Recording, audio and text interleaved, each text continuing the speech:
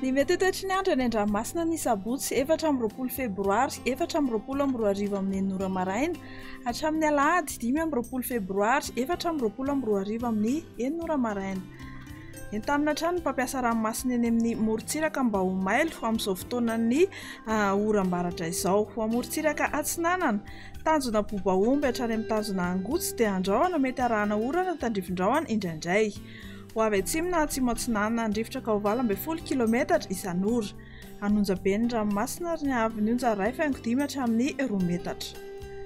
Ho an'ny tanjona Angotsy hatrany Mahanoro dia andrahoana mitsitokotoko. Ho avy atsimo Atsinanana na atsimo ndrifotra ka ho 7 hatramin'ny 20 km isan'ora. Anonjabe ny ranomasina ary ny haavon'ny onja manodidina ny 2 metatra. Mahanoro hatrany Taolagnaro dia andrahoana Mahalana. Ho avy atsimo Atsinanana na Atsinanana andrifotra ka ho 7 hatramin'ny 20 km isan'ora. Anonjabe ny ranomasina ary ny haavon'ny onja 1.5 hatramin'ny 2.3 metatra. Izy ny alondrano avy any Atsinanana. Ho an'ny Taolagnaro hatrany amin'ny tanjona Vohimena dia hibalika ny masoandro.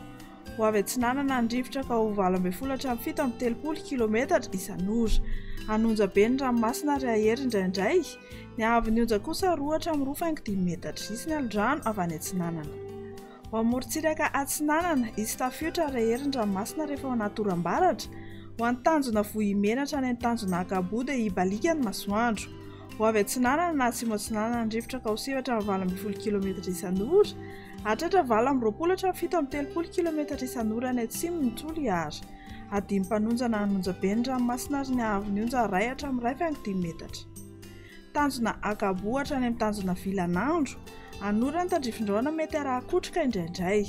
Ho avy Atsinanana na avaratra Atsinanana andrifotra ka ho 7 km isan'ora. Adimy mpanonjana ny ranomasina ary ny haavon'ny onja 8.5 hatramin'ny 1 metatra. Tanjona Vilanandro hatrany Analalava dia anorana tandrifin-drahona mety araha-kotroka. Ho avy avaratra na avaratra andrefana andrifotra ka ho 7 hatramin'ny 20 km isan'ora. Adimy mpanonjana anonjabe ny ranomasina ary ny haavon'ny onja 8.5 hatramin'ny 1 metatra. Hatratra 1.5 hatramin'ny 2 metatra ny anaty oram-baratra. Amaranantsika azy Analalava hatrany amin'ny tanjona Bobahomby dia anorana tandrifin-drahona mety araha-kotroka indraindray.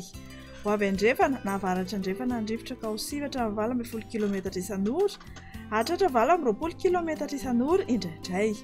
Ho tonona adimy mpanonjana ny ranomasina ary ny haavon'ny onja 8.3 hatramin'ny 1 metatra.